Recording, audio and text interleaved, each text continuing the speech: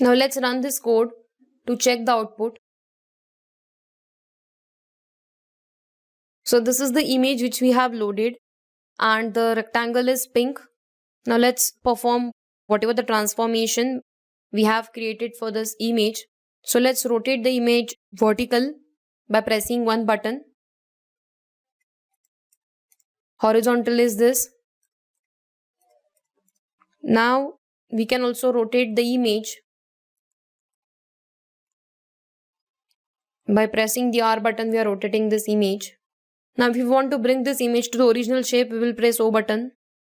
Similarly, we can scale the image,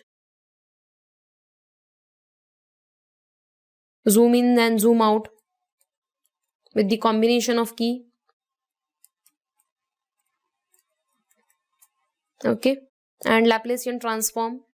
We are not able to see the Laplacian transform because the background is black, original. So in this way, you can perform different operation on this image with the help of different functions of images.